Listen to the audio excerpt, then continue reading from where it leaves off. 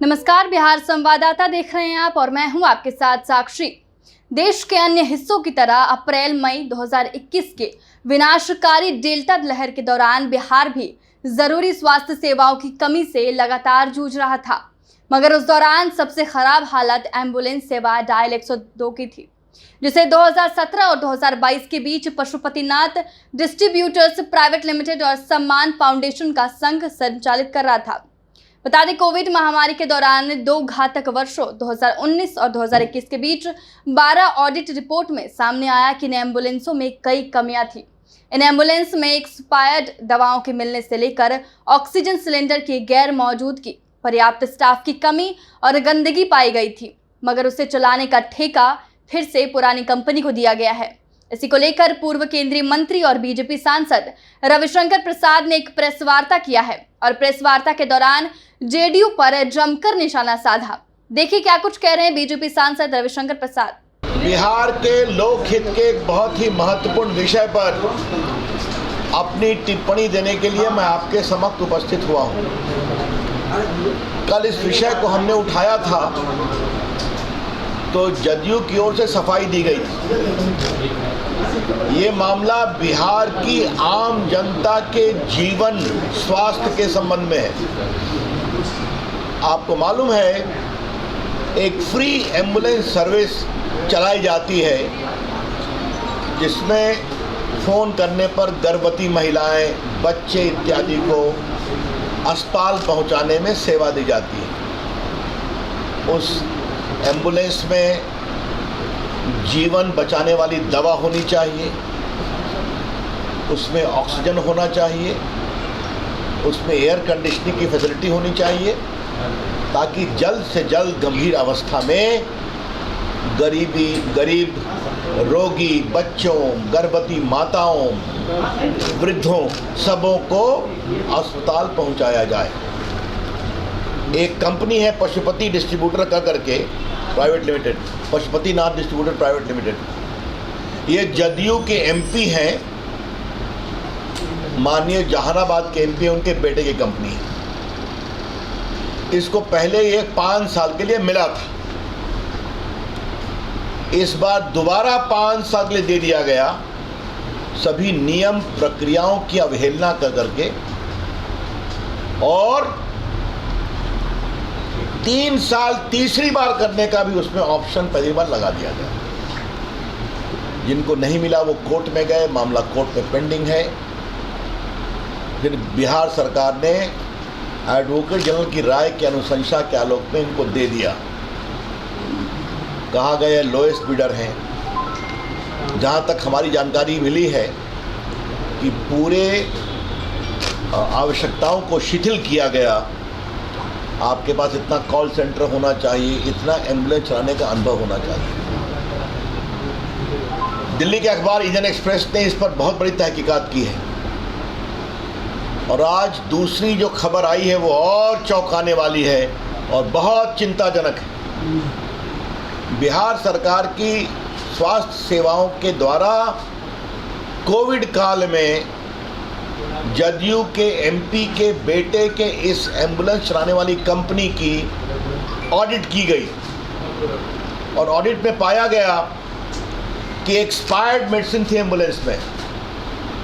समझ गए आप?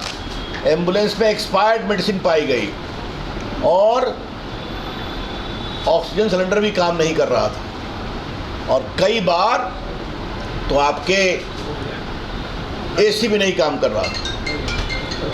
और ये सब कोर्ट किए जो मैं पढ़ने जा रहा हूँ वो कोरोना काल में है, जिस समय एम्बुलेंस की सबसे अधिक आवश्यकता थी। और जो नोडल पटना में सेंटर एनएमसीएच बनाया गया था, आपको याद होगा, कोविड का, उनके द्वारा भी एक गंभीर आपत्ति प्रकट की गई है। ये देखिए, भागलपुर के 7 एम्बुलेंस का इंस्पेक्शन किया गया अक्टूबर 4, 2019 को। इसमें मुंगेर भागलपुर में एक्सपायर्ड मेडिसिन, माइक्रो ड्रिप्स, ये सब एम्बुलेंस में पाया गया। कोई ऑक्सीजन सिलेंडर नहीं था। मैं खाली वो ऑडिट रिपोर्ट से पढ़ रहा हूँ जो इसमें कोटेड है। 13 फरवरी 2020 को 7 एम्बुलेंस को वैशाली मुजफ्फरपुर में इंस्पेक्ट किया गया। इसमें एयर कंडीशन नहीं था, एक्सपायर्ड मेडिसिन प्राप्त किया गया। फरवरी 24, 2020 को नालंदा नवादा में भी एक्सपायर्ड मेडिसिन पाया गया और जो बाकी ड्रग्स वगैरह हैं वो भी नहीं रखे गए थे। फरवरी 24, 2020 को 9 एम्बुलेंस को इंस्पेक्ट किया गया। कहाँ? सुपौल, समस्तीपुर, दरभंगा में एयर कंडीशन काम नहीं कर रहा था और मिनिमम ड्रग्स जीवन के लिए नहीं था। और जुलाई 6, 2020 को 14 एम्बुलेंस इंस्पेक्ट किया गया मुजफ्फरपुर, समस्तीपुर, सुपौल में, और यहाँ पर ऑडिट ने पाया कि एक्सपायर्ड मेडिसिन एम्बुलेंस में रखा हुआ है। और इसी प्रकार से आपके दरभंगा, अरवल, भोजपुर, बक्सर का 5 एम्बुलेंस है और 11 जहानाबाद का 11 एम्बुलेंस है। वहाँ भी यही हाल है कि non functional blood pressure, empty cylinder, expired medicine. तो जो एमपी साहब के बेटा ये चलाते हैं उनके पिता की कंस्टिट्यूंसी जहानाबाद है, वहाँ के भी एम्बुलेंस में एक्सपायर्ड मेडिसिन था और ऑक्सीजन सिलेंडर नहीं था। और जो state health society of Bihar है जो मॉनिटर करती है डायल 102 के एम्बुलेंस को, उसने पाया कि नालंदा मेडिकल कॉलेज का जो 5 एम्बुलेंस था डेडिकेटेड कोविड में, उसमें भी वही हाल था, पूरी गड़बड़ी थी, बाकी थी। अब हम एक सवाल करना चाहते हैं, इसको क्यों दिया गया? क्यों दिया गया? इसीलिए कि जो डिस्ट्रीब्यूटर कंपनी है पशुपतिनाथ, वो जदयू के एमपी के बेटे की है। क्या ये ऑडिट रिपोर्ट बिहार सरकार के पास थी या नहीं थी? अभी मैं बिडर वगैरह में जा ही नहीं रहा हूं। अगर ये सिस्टम इतना अधिक केयरलेस था, जो जनता के जीवन के साथ खिलवाड़ करते थे, जो एक्सपायर्ड मेडिसिन एम्बुलेंस में रखते थे, जहां सिलेंडर नहीं थी, उसको उस इंस्पेक्शन रिपोर्ट को दरकिनार करके आपने दे दिया।